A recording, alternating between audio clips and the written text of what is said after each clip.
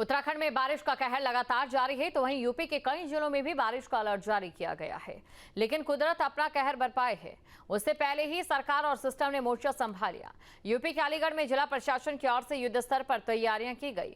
गंगा और यमुना नदी के किनारे बसे गांव में मॉक ड्रिल किया गया, ताकि अगर भविष्य में कुदरत अपना कहर बरपाए तो फिर प्रशासन हालात पर काबू पा सके। इस रिपोर्ट में आप समझिए किस तरीके से प्लान तैयार किया गया है।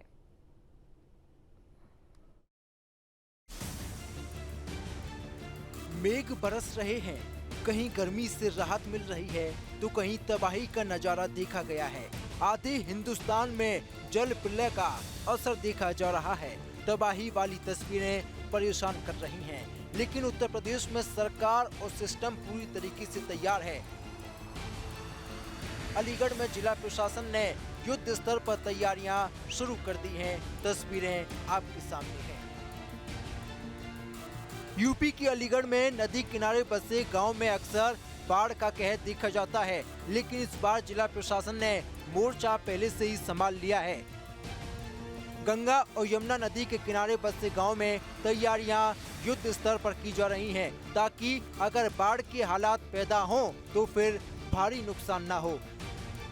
अलीगढ़ के खैर तहसील के गांव नारायणगढ़ में बाढ़ यूनिट ने मॉक ड्रिल किया। ग्रामीणों को बाढ़ के उपाय के बारे में बताया गया। बरसात का मौसम आ गया, इसको लेकर के जिला प्रशासन की तरफ से बाढ़ ग्रस्त क्षेत्रों में किस तरह की तैयारी है। हमारे यहाँ अलीगढ़ में जिस तरह से खैर तहसील में जो है कहीं कहीं यमुना में जिस तरह बाढ़ आती है, और उसी तरह से अतरौली तहसील की जो है गंगा नदी में कुछ गांव हैं जहां पे बाढ़ आती है।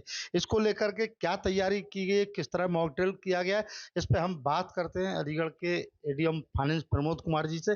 सर, किस तरह की आपके द्वारा मॉक ड्रिल की गई, किस तरह की व्यवस्था रहेंगी, अगर बाढ़ आती है तो क्या उपाय होंगे? आपदा में जैसे बाढ़ है, बाढ़ में समुचित एक जितने विभाग हैं संयुक्त रूप से सबकी जिम्मेदारी जिस तरह से होती है उसका पूर्व अभ्यास जो है किया गया। तो इसी तरह से हमारा जैसे कि खैर क्षेत्र जो है और अतरौली क्षेत्र जो है, अतरौली गंगा किनारे पर स्थित है और खैर जो है यमुना पे है। तो यमुना में विशेष रूप से हम लोग जो है एक मॉक ड्रिल किए थे शासन के निर्देश पे और जिलाधिकारी महोदय के निर्देश पे, और इसमें लोगों को जागरूक करना और सभी विभाग को एक जो है कोऑर्डिनेशन की कौन रिस्पांस कितना समय में जो है रिस्पांस कर रहे हैं, कि आपदा के समय में किस तरह से हम लोग जो है संयुक्त रूप से मिल करके और उससे निपटा जा सके।